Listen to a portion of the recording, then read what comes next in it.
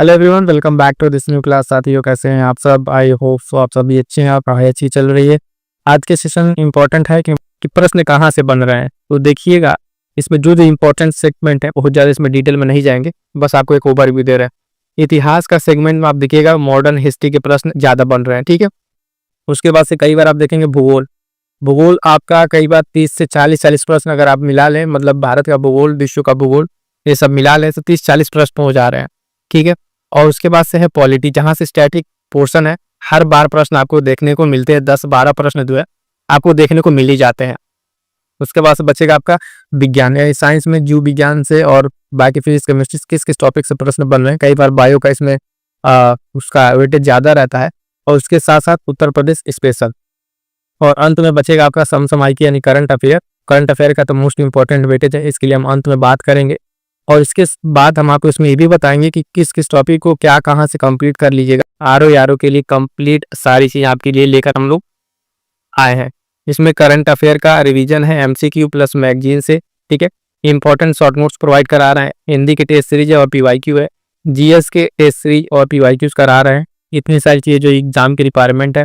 और साथ साथ टेलीग्राम से अगर आप जुड़ते हैं, वहाँ से अगर जुड़ जाएंगे तो बूस्टर सीरीज आपका मोस्ट इंपॉर्टेंट शॉर्ट नोट्स दे रहे हैं, ठीक है। करंट अफेयर्स का वहाँ पे रिवीजन मैगजीन से करा रहे हैं। ये सब सारी चीज़ें जो एग्जाम की रिक्वायरमेंट है, खासकर आरओ के लिए। आइए देखेंगे, सबसे पहले हिस्ट्री को देखेंगे।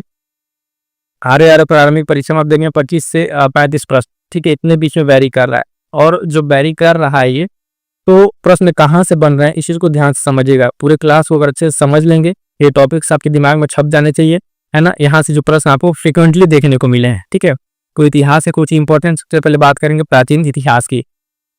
उसके बाद से कुछ टॉपिक आपके होंगे मध्यकालीन, है ना, फिर मॉडर्न, फिर यूपी स्पेशल का भी। तो सबसे पहले देखिएगा प्राचीन में, अगर पूरे प्राचीन उसमें इतिहास में देखिएगा तो सिंधु घाटी सभ्यता, ठीक है।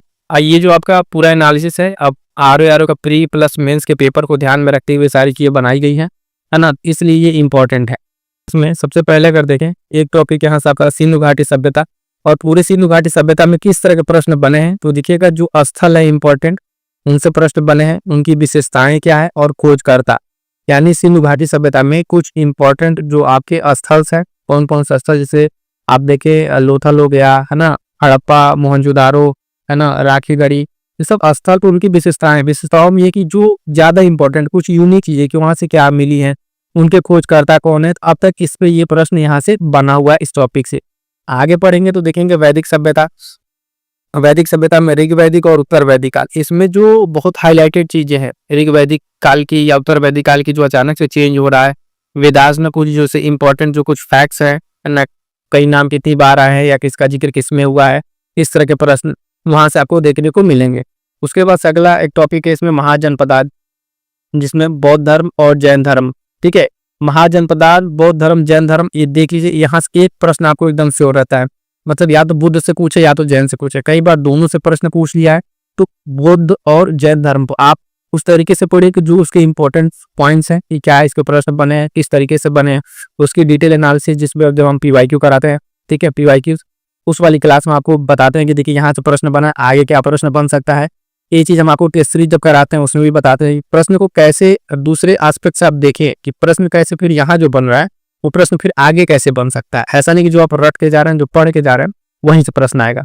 डायरेक्ट इनडायरेक्ट प्रश्न बनते हैं, इस बात का आपको ध्यान में रख के चलना होगा। उसके बाद से आएंगे मौर्य वंश। मौर्य वंश में देखिएगा कि चंद्रगुप्त मौर्य सबसे ज्यादा हाईलाइटेड, कौक अशोक। उसके साथ साथ जो प्रशासन व्यवस्था है, यानी प्राचीन भारत में जो उनके मौर्य वंश की प्रशासन व्यवस्था है कि प्रशासन कैसे चल रहा है ना, उस काल में कौन कौन सी इंपॉर्टेंट पुस्तकें हैं, कौन कौन से कवि हैं, और कोई ऐसे टर्मिनोलॉजी जो प्रशासनिक शब्दावली है, ये सब चीजें समझ में आ रही की बात, है ना। आगे पढ़ेंगे तो गुप्त काल में जाएंगे, गुप्त वंश में देखेंगे तो विज्ञान, कला, साहित्य, समाज, यानी इस टाइम पे जो है गुप्ता पीरियड में सब सारी चीजें बहुत पीक पर थी। तो यहाँ से प्रश्न बनते हैं कि कई बार पुस्तकें देके मिलान करने के लिए, है ना, जो यात्री है उनके बुक या फिर उनका कोई रिटेल चीज है, कोई सोर्स है, इन सब चीजों पे आपको ध्यान देना था स्पेसिफिक, किसमें, गुप्त वंश में। ये सब सारी चीजें, प्राचीन विश्वविद्यालय, नालंदा, तक्षशिला, ये सब सारी चीजें उसमें इनग्रुप हो जाएगी। इतनी सारी चीजें आप कर लेंगे प्राचीन इतिहास से, तो जो आपके एग्जाम में प्रश्न आएंगे तो मोस्ट पॉसिबिलिटी है कि आपको प्रश्न इन्हीं से देखने को मिलेगा। बात करेंगे आगे मध्यकालीन, ठीक है। मध्यकालीन में अगर आप देखेंगे मध्यकालीन भारत में, तो देखिएगा इसमें किस तरीके से प्रश्न और कौन कौन से टॉपिक को ज़्यादा फ्रिक्वेंटली पूछा हुआ है। तो दिल्ली सल्तनत में अगर बात करेंगे तो गुलाम, खिलजी, ठीक है, गुलाम और खिलजी, तुगलक, लोधी। मतलब लोधी को फिर जैसे लास्ट में जब आता है तो वहां से 1-2 प्रश्न बने हुए हैं और उसी के रिलेटेड फिर प्रश्न बन रहे हैं। मतलब जो प्रश्न बना हुआ है उसी से रिलेटेड कोई अगर मान लीजिए अगर मोहम्मद बिन तुगलक से पूछा हुआ है प्रश्न, ठीक है, तो अगर उसकी कोई एक पॉलिसी पूछी तो अगली बार फिर उसकी कोई और पॉलिसी पूछ रहा है। ऐसा नहीं बहुत ज्यादा डिफरेंट जाके पूछ रहा है। इस चीज को अगर आप ध्यान से देखेंगे तो आपको ये चीज पैटर्न समझ में आएगा जो पीवाईक्यू एनालिसिस में आपको देखने को मिलता है। उसके बाद से मुगल वंश में आइएगा तो बाबर से और औरंगजेब तक। मतलब इसमें भी ये है कि पहले तो जो क्रोनोलॉजिकल ऑर्डर है, क्रम, ठीक है, क्रम कई बार पूछ ले रहा है, 3-4 आपको राजाओं का नाम दे देगा, ठीक, उसका क्रम पूछ ले रहा है, उनके काल में कोई घटनाओं को क्रम पूछ ले रहा है। इस तरीके से प्रश्न बन रहा है। भक्ति आंदोलन अगर आप देखें तो संत कबीर, ठीक है, तुलसीदास, गुरु नानक, इस तरह के जो उस टाइम पे जो हुए हैं, है ना, और उनकी जो प्रमुख किताबें हैं उन लोग के क्या क्या चीजें रही हैं वो सब देखना है।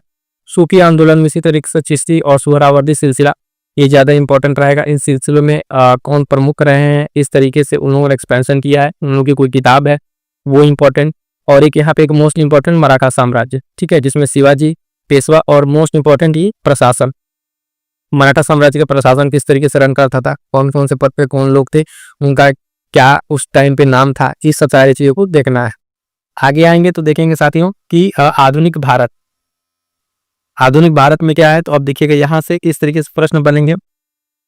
तो सबसे पहले तो ब्रिटिश की शासन की जो स्थापना है, प्लासी बक्सर की लड़ाई, यानी इसकी नींव कैसे पड़ी, अगर आप देखें इसकी नींव कैसे पड़ी, कैसे ब्रिटिश आके भारत पे इम्पैक्ट करना शुरू किए, सब सारी चीजें। फिर आगे बढ़ेंगे तो 1857 के क्रांति वाला पोर्शन है, जिसमें तो अब मोस्ट फ्रिक्वेंट यहाँ से क्वेश्चन अब कम हो गए हैं क्योंकि मैक्सिमम क्वेश्चन पूछे जा चुके हैं। कारण नेतृत्व परिणाम वाला 1857 की क्रांति की बात कर रहे हैं। तो ये अगर यहाँ से प्रश्न बनता है तो सेम टू सेम रिपीटेड प्रश्न होगा, बहुत ज्यादा कुछ उस तरीके का प्रश्न नहीं बनेगा क्योंकि बहुत सारे प्रश्न इस टॉपिक से बन चुके हैं। फिर आगे बढ़िएगा तो सीधे भारतीय राष्ट्रीय आंदोलन। अब देखिए भारतीय राष्ट्रीय आंदोलन यही मोस्ट इंपॉर्टेंट है, मॉडर्न हिस्ट्री की एक तरह से कहिए ये जान है। यहाँ से किस तरीके से कौन मूवमेंट हुए हैं, उन मूवमेंट्स को आपको 2 तरीके से पढ़ना है। पहली चीज कि मूवमेंट जब हो रहा है तो किसके नेतृत्व में हो रहा है, समझिएगा मैं किस तरीके बता रहा हूँ, ये जो बता रहा हूँ पॉइंट ये आपको स्टेटमेंट वाले प्रश्न सॉल्व करने में मदद करेंगे। तो कि मूवमेंट हुआ है किसके आप देखेंगे नेतृत्व में हुआ है, उसका डेट क्या रहा है, उसका इम्पैक्ट क्या रहा है, ये सब सारी चीजें देखेंगे। तो जो कथन कारण वाले प्रश्न है तब जाके वो आपसे सॉल्व होंगे। तो भारतीय राष्ट्रीय जो कांग्रेस है उसका गठन, बंगाल का विभाजन, होम रूल मूवमेंट, खिलाफत आंदोलन, असहयोग आंदोलन, सविनय अवज्ञा, भारत छोड़ो आंदोलन, ठीक है, इतना सारा अगर आप देखें 1905 से शुरू कीजिए और 1900 लगभग 42 तक, इसके बीच की जो भी सारी घटनाएं हैं, मतलब एक क्रोनोलॉजिकल ऑर्डर में जो मेन में कि क्या कौन सा डेट रहा है, किसके नेतृत्व में हुआ, ये सारी चीज आपको देखते हुए आगे बढ़ना है। के बाद से जब आगे बढ़िएगा तो महात्मा गांधी, नेहरू, सुभाष चंद्र बोस, इनके विचार और आंदोलन। अब महात्मा गांधी में तो अपने आप में आधा आंदोलन आपको समाहित मिलेगा।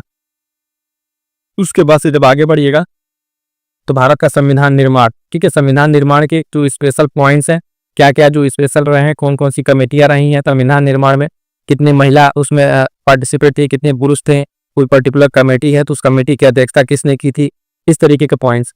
तो उसके बाद से आगे बढ़िएगा तो ब्रिटिश शासन का जो अधिनियम आएगा उससे मोस्ट इंपॉर्टेंट 1909 और 1919 और 1935, ये 3 मोस्ट इंपॉर्टेंट है। अगर यहाँ से अधिनियम से प्रश्न बनता है तो मोस्ट चांस है, प्रोबेबिलिटी है कि आप देखेंगे इन्हीं दिन से बनेगा, ठीक है, कि इन तीनों का अपने आप में एक अलग इंपैक्ट है। खासकर 1935 के अगर आप देखेंगे तो भारतीय संविधान पर इसका अच्छा खासा प्रभाव देने को मिलता है। ये तो हो गया आपका कितना मॉडर्न का, ठीक है। मैं फिर से कह रहा हूँ कि देखिएगा इसको इस तरीके से नहीं, आप ध्यान में रखिएगा कि चलो इतना कर ले, इतना ही करके हो जाएगा। पहले आप इतना कंप्लीट कीजिए, फिर टेस्ट सीरीज लगा के देखिएगा आपका कितना कंप्लीट हो रहा है। तो मैक्सिमम क्वेश्चन और पीवाईक्यू करने बस आपके हो जाएंगे। आगे बढ़िएगा अब यूपी स्पेशल में कुछ देख लीजिए। हिस्ट्री में ली यूपी स्पेशल की जो हिस्ट्री है ना, उत्तर प्रदेश विशेष, इसी इतिहास में कंप्लीट कर ली। इसी तरीके से यूपी स्पेशल का आपका जियोग्राफी और पॉलिटी कंप्लीट कर लें, क्योंकि यूपी स्पेशल से भी आपको प्रश्न देखने को मिलते ही मिलते हैं। तो इसमें यूपी स्पेशल में जब आप दिखेगा तो उत्तर प्रदेश का क्या योगदान रहा है इस आंदोलन में, तो झांसी की रानी लक्ष्मीबाई, ठीक है, एक इंपॉर्टेंट रही हैं। और कौन कौन से जगह रहे हैं, प्लेसेस आप बात करें कि जहाँ पे ये घटनाएं हुई हैं उत्तर प्रदेश में, 57 क्रांति का जो विद्रोह उत्तर प्रदेश में हुआ है उसका योगदान, फैजाबाद, बनारस, ठीक है, इलाहाबाद, इसका ऐतिहासिक महत्व क्या है, ये सब पॉइंट्स। और स्वतंत्रता आंदोलन में यूपी के जो स्वतंत्रता सेनानी रहे हैं उनके बारे में, मतलब 8-10 नाम आपको जो मोस्ट इंपॉर्टेंट दिखेंगे वहाँ पे, उन नाम और वो कहाँ से जुड़े थे, उनका गांव क्या था, है ना। इस तरीके से पॉइंट्स आपको ध्यान में रख के आगे बढ़ना है।